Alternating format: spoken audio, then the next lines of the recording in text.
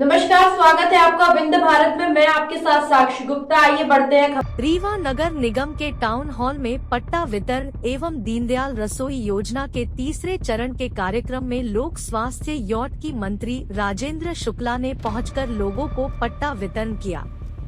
इस दौरान मुख्यमंत्री शिवराज सिंह चौहान प्रदेश की जनता के साथ वीडियो कॉन्फ्रेंसिंग के माध्यम से रूबरू हुए, जिसमें गरीबों को पट्टा विश्वास सहित प्रदेश में 66 नए दीनदयाल रसोई की सौगात दी गई है। मंत्री बनने के बाद पहली बार रीवा नगर निगम के टाउन हॉल में पहुंचे लोक स्वास्थ्य यांत्रिकी मंत्री राजेंद्र शुक्ल का ढोल नगाड़ों के साथ स्वागत किया गया। कार्यक्रम के दौरान मंत्री राजेंद्र शुक्ल के द्वारा एक बार फिर भूमिहीन लोगों को 137 पट्टा वितरित किए गए। मंत्री राजेंद्र शुक्ल ने कहा कि देश के प्रधानमंत्री और प्रदेश के मुख्य शिवराज सिंह चौहान गरीब हितैषी सरकार है। देश का कोई भी नागरिक भूमिहीन न रहे, इसके लिए प्रधानमंत्री नरेंद्र मोदी के द्वारा अथक प्रयास किया जा रहे हैं। गरीबों को जो भजन दीनदयाल योजना में का मिलता था, अब वह 5 रुपए में उपलब्ध कराया जाएगा। आपको बता दें कि रीवा नगर निगम क्षेत्र में 615 हितग्राहियों को जनवरी 2023 तक पट्टा वितरित किए जा चुके हैं। फरवरी 2023 में विकास यात्रा के दौरान 118 हितग्राहियों को एक बार फिर पट्टा दिया गया था। तब कल 733 लोग लाभान्वित हुए। आज एक बार फिर प्रदेश के मुखिया शिवराज सिंह चौहान के द्वारा तीसरे चरण का लाभ गरीबों तक पहुंचाया गया, जिसमें रीवा नगर निगम क्षेत्र के 192 हितग्राहियों को पट्टा वितरित किए गए हैं। मंत्री राजेंद्र शुक्ल ने कहा कि राज्य शासन द्वारा यह कार्यक्रम नियमित चलाए जाएंगे जब तक प्रत्येक व्यक्ति के सिर पर छाया न होगी। भूमिहीन व्यक्तियों के लिए पट्टा देने हेतु सर्वे कराया जा रहा है, जो 10 सितंबर 2023 तक सर्वे हो जाएगा और उन्हें 22 सितंबर 2023 तक पट्टा भी प्रदान कर दिया जाएगा। रीवा मंत्री बनते ही राजेंद्र शुक्ल की विंध्य वासियों को सौगात। लक्ष्मण बाग में होगा संस्कृत विश्वविद्यालय का उद्घाटन। जब विधायक था तब भी, जब मंत्री हूँ तब भी नहीं रुकेगा का विकास कार्य। रीवा महानगरों की श्रेणी में पहुँचेगा शिखर। एक और जहाँ 192 लोगों को पट्टा मिल रहा है, 1 रुपया की एरिया जो जहाँ पे बसा है, सबसे ज्यादा शिवनगर में 127 लोगों को पट्टा मिल रहा है। मैं बधाई देना चाहता हूँ। पूरा किनारे होकर लेते हैं। ये वार्ड नंबर 10 के कौन कौन लोग पट्टा लेने आए, इनके हाथ उठाएं। ये वो लोग हैं जो बहुत कह रहे थे कि हम लोग जिस जमीन में रहते हैं वहाँ पर हमारा पट्टा नहीं है, होने के कारण प्रधानमंत्री आवास में हमारा नाम नहीं जुड़ रहा है। अब आपको पट्टा मिलने के बाद 2.5 लाख रुपए मकान बनाने के लिए भी मिलेगा, चिंता मत करिएगा। सबका कच्चा मकान पक्के मकान में बदल जाएगा। उसके अलावा 60-70 लोगों का और पट्टा मिल रहा है अलग अलग वार्डों में, और सर्वे चल रहा है। वार्ड नंबर 25 में बाणसागर कॉलोनी में जो लोग रहते हैं उनका पट्टा भी 10 दिन के अंदर हम देने वाले हैं। चौराहा में उद्योग बिहार के बगल में जो लोग वर्षों से रह रहे हैं उनका भी पट्टा हम देने वाले हैं।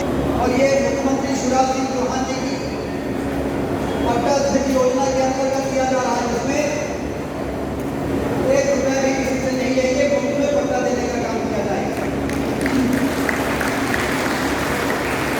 और दूसरी योजना है भावना अधिकार योजना, जिसमें यदि किसी का पक्का मकान नहीं बना है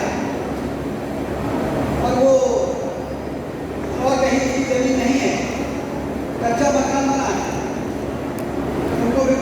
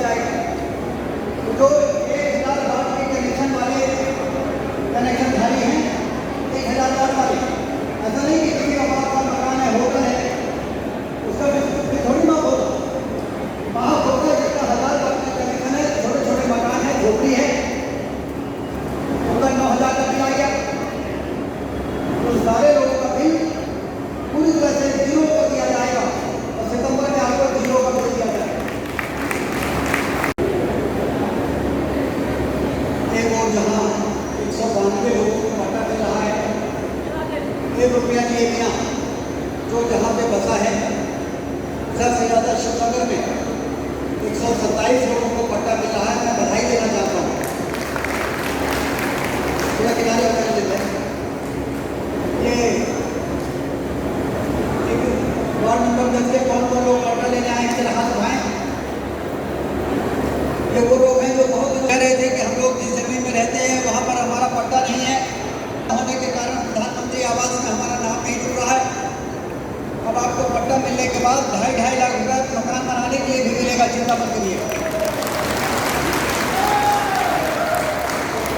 सबका कच्चा मकान पक्के मकान में बदल जाएगा। उसके अलावा 60-70 लोगों का और पट्टा मिल रहा है अलग अलग वार्डों में, और सर्वे चल रहा है। वार्ड नंबर 25 में बाणसागर कॉलोनी में जो लोग रहते हैं उनका पट्टा भी 10 दिन के अंदर हम देने वाले हैं। चौराहा में उद्योग बिहार के बगल में जो लोग वर्षों से रह रहे हैं उनका भी पट्टा हम देने वाले हैं। और ये मुख्यमंत्री शिवराज सिंह चौहान जी की पट्टा धन योजना के अंतर्गत किया जा रहा है, जिसमें 1 रुपया भी किसी से नहीं लेंगे, मुफ्त में पट्टा देने का काम किया जाएगा।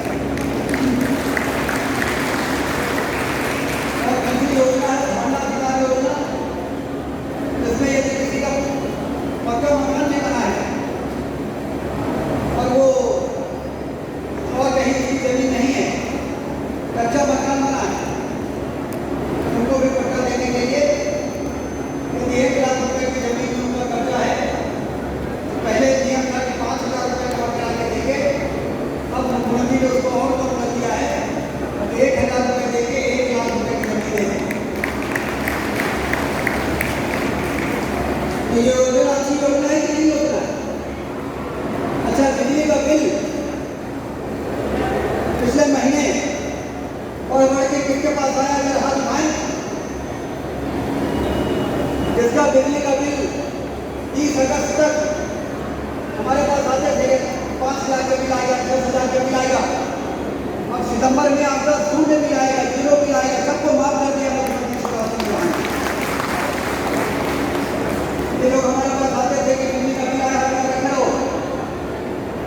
बहुत जल्दी आपके बिल को माफ किया जाएगा। तो जो 1,000 वाट के कनेक्शन वाले कनेक्शनधारी हैं, 1,000 वाट वाले, ऐसा नहीं कि किसी का बड़ा मकान है, होटल है, उसका भी थोड़ी माफ होगा। माफ होगा जिसका 1,000 वाट का कनेक्शन है, छोटे छोटे मकान है, झोपड़ी है, उनका 9,000 का बिल आ गया। तो सारे लोगों का बिल पूरी तरह से 0 कर दिया जाएगा और सितंबर में आपको 0 का बिल दिया जाएगा। साथीगण, आज आप सबको स्नेह भोज के लिए आमंत्रित किया गया है, क्योंकि जनसंपर्क विभाग पहले भी जब मुझे मिला था तो आप लोगों को यहीं पर मैंने आमंत्रित किया था, यहीं पर हम लोगों ने साथ में भोजन किया था। अब भोजन के साथ कुछ चर्चा हो जाए, इसके लिए हम लोग यहाँ पर उपस्थित हैं हॉल में। हमेशा रीवा के पत्रकार बंधुओं को इस बात की हमेशा चिंता रहती थी कि आप मंत्री बने हैं तो अब रीवा को क्या मिलने वाला है। तो सबसे पहले मैं आपको ये खुशखबरी देखना चाहता हूँ कि मंत्री बनने के बाद सबसे पहले मेरी मुख्यमंत्री जी से जो बात हुई उसमें विभाग आवंटन के बाद मैंने उनको पहले धन्यवाद दिया। फिर मैंने उनसे कहा कि संस्कृत विश्वविद्यालय की आपने रीवा में घोषणा की है, मैं चाहता हूं कि 30 सितंबर को आप उसका शुभारंभ कर दें। लक्ष्मण बाग के भव्य परिसर में भवन भी है, स्थान भी है, गौरवशाली इतिहास संस्कृत से जुड़ा हुआ भी है। वहाँ पर पूरे मध्य प्रदेश में जितने संस्कृत विद्यालय और महाविद्यालय हैं उसमें से आधे हमारे विंध्य क्षेत्र में हैं और आधे फिर बाकी मध्य प्रदेश में हैं। विश्वविद्यालय उज्जैन में आपकी घोषणा के बाद खुल गया था, तब भी मैंने अशासकीय संकल्प विधानसभा में प्रस्तुत किया था कि हमारा अधिकार है ये हमको मिलना चाहिए था। तो मुख्यमंत्री जी ने कहा था कि अभी तो वहाँ पर घोषणा कर दिया, वहाँ पर खुल रहा है, लेकिन रीवा में भी विश्वविद्यालय खुलना चाहिए, इसके लिए ज़रूर हम फैसला करेंगे। तो मुझे बताते हुए बहुत प्रसन्नता है कि कैबिनेट की बैठक के तत्काल बाद प्रमुख सचिव उच्च शिक्षा को बुलाकर मुख्य सचिव के साथ उन्होंने बैठक किया। दिख नहीं रहा है। उन्होंने बैठक किया जिसमें मुख्यमंत्री थे, मैं था, मुख्य सचिव थे, प्रमुख सचिव थे और उच्च शिक्षा विभाग के सचिव थे। और ये तय हुआ कि तत्काल लक्ष्मण बाग में जो भवन है एसएएफ के, जो वहाँ पर एक कंपनी रहती है, उसको खाली कराया जाए। वहाँ पर पीडब्ल्यूडी से एस्टिमेट बनाया जाए कि उसमें कितना रिपेयरिंग होगा, कितना फर्नीचर लगेगा, कितना नहीं। अभी एक आध की बात हम नहीं करते, लेकिन नए डॉक्टर भी हमको मिल रहे हैं। जैसे न्यूरो सर्जन हमारे पास थे, न्यूरो फिजिशियन नहीं थे, लेकिन मुझे बताया गया कि न्यूरो फिजिशियन भी अब बहुत जल्दी हमको मिल जाएंगे। तो एक दो लोग भले किसी वजह से जाएं, मुझे अभी जानकारी नहीं, आपने बताया है, लेकिन नए डॉक्टर्स हमको मिल रहे हैं तेज़ी के साथ। और सभी लोगों को हमने ये कहा हुआ है कि आप लोग अपने अपने संपर्कों से बात करके, और जिस विधा के डॉक्टर अभी हमारे पास उपलब्ध नहीं है, किसी भी तरीके से उनको लाइए। और उसी का ये परिणाम है कि 2000 से ज़्यादा एंजियोप्लास्टी हो गई है, और उसी का परिणाम है कि किडनी ट्रांसप्लांट की हम तैयारी कर रहे हैं। और डॉक्टरों ने जो पोस्ट के क्रिएशन के लिए कुछ अपनी आवश्यकताएं बताई थी, उसके बारे में मैंने आपसे बताया कि जो वो मांग रहे हैं वो हम उनको उपलब्ध करा रहे हैं। कुछ मशीनें ऐसी थी जो उनके पास नहीं थी, वो भी हम उनको दिला रहे हैं। लगातार अभी 1.5 करोड़ की ऐसी मशीन दिला रहे हैं जिससे रीढ़ की हड्डी से हार्ट की जो ऑपरेशन होते हैं, वो रीढ़ की हड्डी से संबंधित वो मशीन नहीं थी, तो वो भी रोटाबुलेटर और पीएलईडी मशीन दिला रहे हैं। तो कुल मिला के मैं तो बहुत आशान्वित हूँ कि हमारा सुपर स्पेशलिटी वरदान साबित हुआ है, आगे और ज़्यादा वरदान साबित होगा।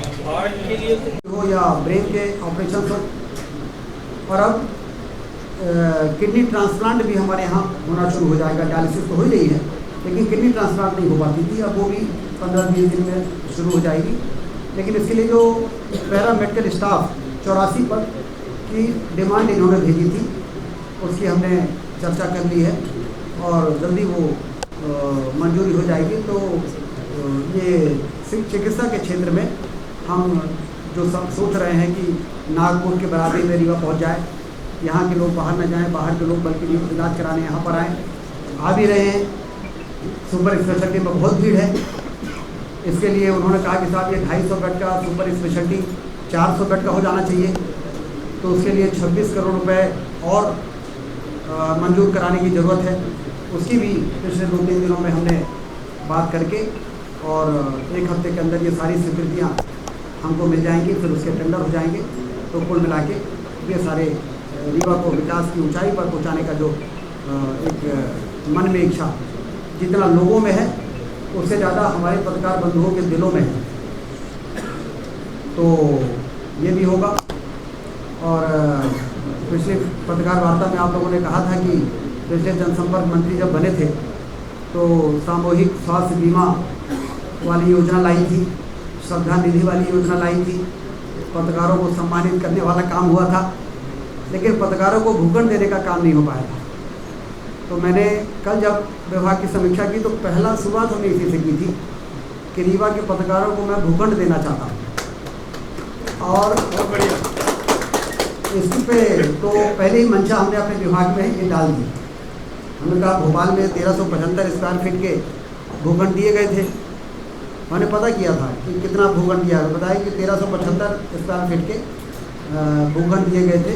हमने कहा कैसे दिए गए थे, उसका क्या तरीका था, क्या सोसाइटी बनाई थी, उनको ज़मीन दी गई थी, सोसाइटी ने फिर पैसा लगा के उसको डेवलप किया था। तो फिर हमने CPR से बात की, हमने कहा इसको थोड़ा देखिए, क्योंकि ये छोटे से कार्यकाल में यदि ये बड़ा काम हो जाएगा तो ये बड़ा काम होगा, क्योंकि हमारे पत्रकार बंधु सुबह से शाम तक जिस तरीके से जनता की समस्याओं को और सरकार की खामियों को और सरकार की उपलब्धियों को भी के बीच में सेतु का काम करते हैं, उसमें यदि इस प्रकार से हम कुछ इस प्रकार की योजना ला के ये काम कर सके तो ठीक होगा। तो अब ये मेरे दिमाग में अब ये बैठ गई है, बाद में 200-250 करोड़ रुपए का मंजूरी हमको मिलने वाली है। ग्लोबल स्किल पार्क में ऐसे बच्चे हजारों की संख्या में हर साल निकलेंगे, जो ऐसी ट्रेनिंग लेके निकलेंगे जो आज के आधुनिक मशीनरी को चलाने के लिए, आधुनिक टेक्नोलॉजी को हैंडल करने के लिए जिस प्रकार से ट्रेंड बच्चे चाहिए, वो ट्रेंड बच्चे हमारे ITI को तो हमने मॉडल ITI बना दिया और उसका उद्घाटन करने वाले हैं, लेकिन ग्लोबल स्किल पार्क में और ज़्यादा तकनीक वाले, जैसे पॉलीटेक्निक और इंजीनियरिंग में अंतर है और इंजीनियरिंग में और IIT में अंतर है, वैसे ही ITI और मॉडल ITI और ग्लोबल स्किल पार्क में अंतर है। तो यदि हम रीवा में IIT खोल दें इंजीनियरिंग का, तो उसका जो असर है वही स्किल डेवलपमेंट में यदि हम ग्लोबल स्किल पार्क खोल दें तो इंजीनियरिंग के क्षेत्र का IIT के बराबर का वो एक बड़ा काम है जो रीवा को प्राप्त हुआ है। लगभग 200 करोड़ 250 करोड़ में वो पूरा बन के तैयार होगा। रीवा इंजीनियरिंग कॉलेज के पीछे की ही ज़मीन में उसको बनाया जाएगा और इंजीनियरिंग कॉलेज के हमारे बच्चों को उसमें बहुत बड़ा सपोर्ट मिलेगा। तो एक तरह से इंजीनियरिंग कॉलेज का अपग्रेडेशन भी हो जाएगा। तो ये सारी ऐसी चीज़ें हैं जो हमको प्राप्त होने वाली है। ये बात मैंने आपको इसलिए बता दी कि चूँकि आज तो ये स्नेह भोज का कार्यक्रम था, लेकिन स्नेह भोज के साथ साथ जो 2-3 दिन के डेवलपमेंट दिल्ली में मंत्रालय में हुए हैं, हमारा सुपर स्पेशलिटी अस्पताल में 84 पद पैरामेडिकल के और चाहिए। डॉक्टर्स तो हमें इतने मिल गए हैं कि हमारे न्यूरो का भी, हार्ट का भी काम चल रहा है। यूरो किडनी ट्रांसप्लांट भी हम शुरू करने वाले हैं। किडनी ट्रांसप्लांट के लिए जो आवश्यक ट्रेनिंग है हमारे डॉक्टर्स, एक टीम कराई है, दूसरी टीम करके आ जाएगी। सारे इक्विपमेंट आ गए हैं, हमको लाइसेंस मिल जाएगा। तो जैसे रीवा में नी रिप्लेसमेंट और हिप रिप्लेसमेंट जो पहले कोई सोच नहीं सकता था कि रीवा में होगा, अब रीवा में होना शुरू हो गया है। मॉड्यूलर OT बनने के बाद 20 नी और हिप रिप्लेसमेंट के काम हो चुके हैं।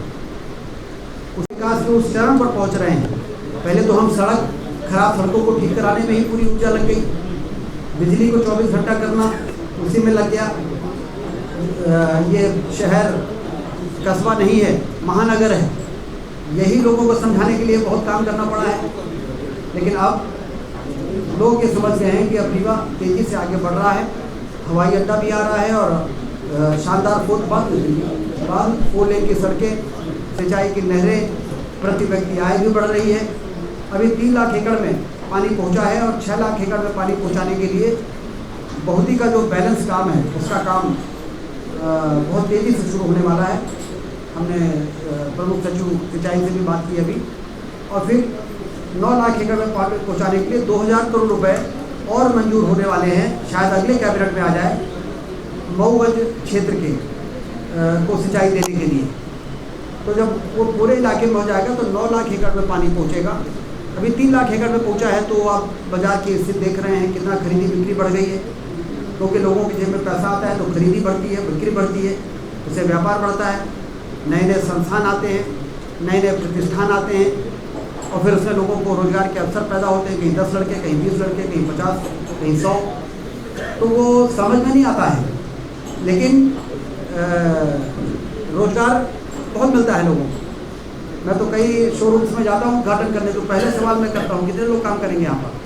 बताते हैं 20 लोग काम कर रहे हैं, देखिए सब खड़े हैं, इनसे परिचय प्राप्त कर लीजिए। फिर जब उनसे परिचय लेते हैं तो मालूम पड़ता है कि ये तो कोई पटरा का है, कोई सकरा के हैं, कोई खैरा के हैं। तो सब हमारे यहाँ के बच्चों को काम, नए होटल खुल रहे हैं, नए अस्पताल खुल रहे हैं, उसमें कितने लोग काम कर रहे हैं। और उसमें काम करने वाले लोग वही लोग हैं जो हमारे यहाँ के बच्चे छोटी छोटी नौकरी के लिए बाहर जाते थे। तो हमारा रीवा पिछले भारतीय जनता पार्टी की सरकार बनने के बाद से लगातार तरक्की की राह पर है। ये बातें जब जाएंगी तो रीवा और विंध्य क्षेत्र में इस बात को लेके काफ़ी खुशी होगी कि ये, क्योंकि उज्जैन में पाणिनि विश्वविद्यालय के जाने के बाद APS विश्वविद्यालय से संबद्धता हट गई और परीक्षा के लिए अन्य कार्यों के लिए लोगों को उज्जैन आने जाने में बड़ी परेशानी हो रही थी। तो अभी ये तय हुआ है कि यहाँ पर हम एक ऐसा फुल फ्लेजेड केंद्र शुरू कर देंगे, उसी का एक केंद्र यहाँ शुरू कर देंगे और साथ ही साथ आने वाले समय में इसको अपग्रेड करके इसको स्वतंत्र विश्वविद्यालय का रूप फिर दे दिया जाएगा। तो चूँकि अब आचार संहिता जल्दी लगने वाली है, इसलिए हमने कहा कि अभी तो आप यहाँ पर केंद्र शुरू कर दीजिए और विश्वविद्यालय खोलने में यदि 80 करोड़ लगना है तो केंद्र खोलने में भी 25-30 करोड़ से कम नहीं लगेगा। तो 25-30 करोड़ रुपए का काम अभी शुरू हो जाए और फिर उसको बाद में फाइनेंस से लेके पूरी औपचारिकताएँ पूरी करा के फिर इसको अपग्रेड। तो जो प्रेसी बनेगी, जयराम शुक्ला जी ध्यान से सुन रहे हैं कि जो प्रेसी बनेगी उस प्रेसी में ये लिखा रहेगा जो कैबिनेट जाएगी कि इसको बाद में अपग्रेड किया जाएगा। तो उससे फिर वो स्वतंत्र विश्वविद्यालय का उसका जो रूप है वो उसी दोबारा कैबिनेट में नहीं जाना पड़ेगा, वही अपग्रेड हो जाएगा। तो एक ये है। बाकी 5 कोर्सेज को शुरू कर से शुरुआत होगी। कितना प्रोफेसर लगेंगे, कितने लेक्चरर लगेंगे, मुझे आपको बताते हुए प्रसन्नता है कि जनवरी में ही वो अगले कैबिनेट में प्रस्ताव पहुंच जाएगा और सारा जो 8, 10, 15 करोड़ का जो भी 20 करोड़ जो भी लगेगा वो स्वीकृत हो जाएगा और 30 सितंबर को मुख्यमंत्री जी लक्ष्मण बाग के उस परिसर का शुभारंभ कर देंगे जहां पर संस्कृत के पुराना गौरवशाली इतिहास फिर से स्थापित हो सके। तो एक तो काम ये इससे शुरुआत हुई है इस कार्यकाल की, एक बहुत ही हाई अध्यक्ष हो रहे सरकार जब से बनी है विंध्य की तस्वीर और तकदीर को बदलने का काम शुरू हो चुका है। 500 करोड़ की लागत का हवाई अड्डा बन रहा है। पहले शुरू में ये था कि 19 सीटर प्लेन चलेगा, लेकिन हमने बात किया, हमने कहा 19 सीटर प्लेन को लोग प्लेन नहीं मानते हैं, 72 सीटर से कम नहीं होना चाहिए। तो मुझे आपको बताते हुए प्रसन्नता है कि जो काम चल रहा था उसी ठेकेदार के स्कोप में 1400 मीटर का जो रनवे है उसमें उसको 1800 मीटर करने का जोड़ दिया गया है, क्योंकि ATR 72 चलने के लिए 1800 मीटर का रनवे चाहिए। पहले ये 1200 था, फिर बीच में हमने इसको 1400 करवाया था, अब वो 1800 होगा। इसी कॉन्ट्रैक्ट में अलग से टेंडर नहीं होगा, नहीं तो पहले सेकंड फेज में जा रहा था वो। तो उनका सेकंड फेज का टेंडर में तो जैसे भोपाल का एक टर्मिनल है वैसा बनेगा, उसमें तो समय लगेगा, लेकिन हमको तो अभी 72 सीटर प्लेन उड़ाना है। तो इसके लिए रनवे हो जाए 1800 मीटर। तो उसको सिंधिया जी ने मान लिया और उसी टेंडर में उसको ऑर्डर जारी हो गया है कि आप इस रनवे का भी काम करिए, टर्मिनल बिल्डिंग के साथ साथ, ATC टावर के साथ साथ इस काम को भी आप करिए, जिससे कि समय खराब न हो नए टेंडर करने का। और हम मार्च तक का समय उसका बढ़ा दिया गया है, जो सितंबर अक्टूबर था। मार्च में सीधे हम 72 सीटर का प्लेन उड़ाना शुरू कर देंगे। बाद में फिर डिमांड को देखते हुए उसी इंफ्रास्ट्रक्चर में फिर 180 सीटर भी चलेगा, क्योंकि रीवा में पोटेंशियल बहुत है। लोग समझ नहीं रहे हैं कि रीवा में कितना पोटेंशियल है हवाई सेवा का, चाहे वो निवेश के लिए हो, चाहे वो पर्यटन के लिए हो, चाहे अन्य गतिविधियों के लिए हो। आने वाले समय में हम IT पार्क के लिए 30 करोड़ रुपये रीवा के लिए मंजूर हो गया है। उसके लिए कॉलेज चौराहे वाली ज़मीन देखी गई है, लेकिन वहाँ पर ट्रैफिक का कंजेशन ना हो, तो इसलिए उद्योग विभाग में भी ज़मीन देख रहे हैं कि कोई 1.5 एकड़ की ज़मीन ऐसी मिल जाए जिसको लोगों ने अलॉट कराया हो, फिर फैक्ट्री न लगाई हो, तो उसको कैंसिल करके IT पार्क को देंगे और वो 30 करोड़ रुपये जो मिल रहे हैं उससे हम IT पार्क वहाँ बना दें। फिलहाल के लिए इतना ही। खबरों का सिलसिला लगातार जारी है, बने रहिए हमारे साथ। नमस्कार।